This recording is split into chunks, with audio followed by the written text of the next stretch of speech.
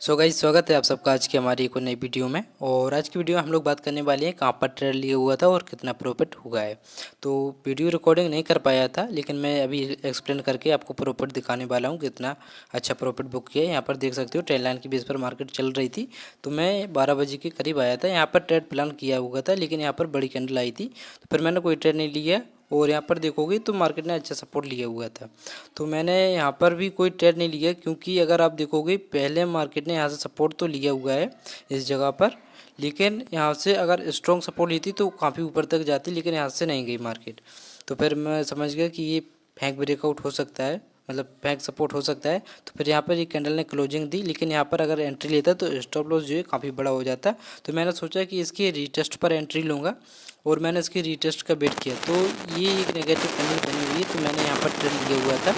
और उसके बाद में अचानक से ये ग्रीन कैंडल आई थी, यहाँ से रीटेस्ट के हिसाब से चल रही थी मार्केट। ये ग्रीन कैंडल आई तो हमारा स्टॉप लॉस जो था 10 पॉइंट का था, और वो हिट हो गया था, तो हमने लॉस को बुक किया हुआ था। उसके बाद में हमने थोड़ी देर और वेट किया हुआ है, क्योंकि इसके बाद 2 कैंडल और बनी हुई थी, क्योंकि ये रेजिस्टेंस एरिया है। तो मैंने यहाँ पर फिर से सेल किया हुआ था, पुट ऑप्शन को बाई किया हुआ था।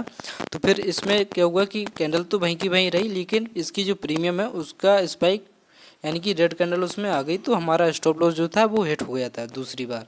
तो मैंने सोचा कि अब कोई ट्रेड नहीं लेता हूँ, लेकिन मैंने तीसरा ट्रेड लिया हुआ है। कहाँ पर लिया हुआ था वो भी मैं आपको बताने वाला हूँ, और कितना प्रॉफिट होगा ये भी दिखाऊंगा। तो मैंने यहाँ पर एंट्री बनाई थी, लेकिन इसकी स्टॉप लॉस के साथ में, ये बड़ी कैंडल जो देख रहे हो, तो इसकी हाई के हिसाब से मैंने एंट्री बनाई हुई थी। लेकिन इसमें क्या हुआ कि प्रीमियम में स्पाइक आया, तो फिर हमारा स्टॉप लॉस जो था वो हिट हो गया। तो फिर हमारा दूसरे ट्रेड में लॉस हुआ था, तो टोटल लॉस जो हुआ था 1500 के अराउंड हो गया था। फिर मैंने कोई भी ट्रेड प्लान नहीं किया था।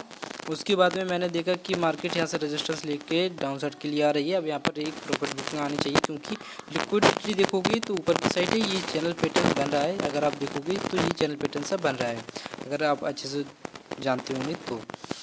पर यहाँ से देखोगे तो एक सपोर्ट क्रिएट हुआ 480 का। उसके बाद में यहाँ से काफ़ी अच्छी बाइंग देखने को मिली हुई थी, तो यहाँ से एक बाइंग चली हुई है इस कैंडल में, आप देखोगे तो काफ़ी अच्छी बाइंग आई हुई। लेकिन मैंने यहाँ पर भी कोई सेल पोजीशन नहीं बनाई, क्योंकि ये कैंडल स्ट्रॉन्ग थी। बट अगर देखोगे तो ये ट्रेंड लाइन की नीचे ही थी, लेकिन मैंने यहाँ पर कोई भी सेल पोजीशन नहीं बनाई हुई थी, क्योंकि ये स्ट्रॉन्ग कैंडल है, यानी कि बायर्स इसमें काफ़ी तेज़ी से स्ट्रॉन्ग है। तो मैंने थोड़ा वेट किया, लेकिन इसमें सेलर्स तो आए थे दूसरी कैंडल में, देखोगे आप बिग, लेकिन यहाँ से बायर्स काफ़ी तेज़ी से एक्टिव हुए और इसको हाई के ऊपर क्लोजिंग दी। तो मैंने सोचा कि यहाँ से बायर्स काफ़ी तेज़ी से स्ट्रॉन्ग दिख रहे हैं, और कैंडल जो है लेवल के ऊपर भी क्लोज हो गई है। तो तीसरी कैंडल जो रेड बनी हुई थी, तो इसने क्या किया कि ये थोड़ी डाउन साइड के लिए आ रही थी, मैं समझ गया कि ये रिटेस्ट कर रही है कैंडल, तो मैं यहाँ पर कुछ प्लान करूँगा। तो मैंने एक ऑप्शन को बाई किया, जिसमें मैंने 9 पॉइंट का स्टॉप लॉस दिया हुआ था, तो उसको मैंने होल्ड किया हुआ था, और होल्डिंग पे काफ़ी अच्छा पैसा बनाया हुआ है। कितना बनाया उसकी भी बात करेंगे। तो यहाँ पर मैंने जब एंट्री ली, तो मैंने यहीं पर एंट्री लेने के बाद में उसे होल्ड किया करीब 30 पॉइंट के आसपास में, क्योंकि इसके यहाँ पर मैंने सेल कर दिया हुआ था, तो इतनी देर तो मैं नहीं रोक सकता था। और जैसे ही इसे सेल किया तो काफ़ी अच्छा प्रॉफिट बुक कर लिया हुआ है। तो इसका रीज़न क्या है कि यहाँ सर देखोगे काफ़ी अच्छी बाइंग चली थी, तो बाइंग के हिसाब से ट्रेड लिया हुआ था। और दूसरी बात ये है कि अगर 2 ट्रेड में हमारा लॉस हुआ, तो टोटल लॉस हुआ था 1500 के आसपास का, मैं ब्रोकरेज चार्ज की। और मैंने इसमें सोचा कि अगर मैं ये ट्रेड ले रहा हूँ तो कोई लॉस रिकवरी के बेस पर नहीं ले रहा हूँ। अगर मैं लॉस रिकवरी के चक्कर में लेता तो फिर मैं इसमें काफ़ी अच्छा प्रॉफिट नहीं बना पाता।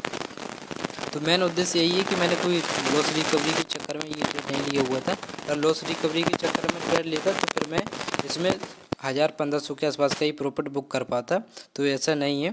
और मैंने इसे सोच समझ कर ही लिया था कि यहाँ से अगर प्रॉफिट होता है तो करीब हम 30 पॉइंट के अराउंड लेंगे, नहीं तो फिर इसे हम लोग इसमें भी स्टॉप लॉस देकर बाहर निकल जाएंगे। अब इसमें होता क्या है कि अगर मैं कोई लॉस रिकवरी के चक्कर में रहता तो फिर मैं ब्रोकरेज चार्ज भी देता, हो सकता था कि डर के मारे निकल भी जाता, क्योंकि 600-700 का प्रॉफिट देखता कि फिर मुझे ये लगता कि इसमें लॉस ना हो जाए, तो इस वजह से निकल भी सकता था। इसलिए मैंने लॉस रिकवरी को माइंड में नहीं लिया हुआ था, सिर्फ अपनी ट्रेड को एग्जीक्यूट किया और स्टॉप लॉस के साथ में बैठा रहा। तो इसमें स्टॉप लॉस जो लगा हुआ था 9 पॉइंट का लगा हुआ था, और इसमें जो प्रॉफिट बुक हुआ है वो मैं आपको दिखा देता हूँ इसी में। तो आप देख सकते हो कि कितना प्रॉफिट बुक हुआ है। तो आप देख सकते हो कि मैंने कहाँ पर एंट्री बनाई हुई थी और कितना प्रॉफिट बुक हुआ है। तो इसमें जो प्रॉफिट बुक हुआ है लास्ट ट्रेड में तो 1942 रुपये का हुआ था, और उसके पहले देखोगे तो 750 615 रुपये का लॉस हुआ था। तो एक ही ट्रेड में मैंने पूरा लॉस जो था निकाल कर प्रॉफिट बुक किया हुआ है। मैंने कोई लॉस रिकवरी के बेस पर ट्रेड नहीं बनाया हुआ था। तो काफ़ी अच्छा प्रॉफिट हुआ है इसमें। और ऊपर देख रहे हो तो इसमें ETF बाई किए हुए हैं आज की डेट में। तो आपका आज क्या हुआ कमेंट कर ज़रूर बताना। और वीडियो रिकॉर्डिंग नहीं हो पाई थी तो इसलिए मैंने लाइव ट्रेड नहीं डाला हुआ है। तो मैं आपको यही दिखाना चाहता हूँ कि लॉस रिकवरी के मोड में कभी भी ट्रेड मत लिया करो। और वीडियो अच्छी लगी हो तो वीडियो को लाइक कर देना, चैनल पर नए हो तो सब्सक्राइब कर लेना। मिलते हैं अगली वीडियो में, जब तक के लिए बाय बाय। तो अभी के लिए तो ये लेवल रेजिस्टेंस का काम कर सकता है। अभी देखते हैं कैंडल कहाँ पर क्लोजिंग देती है।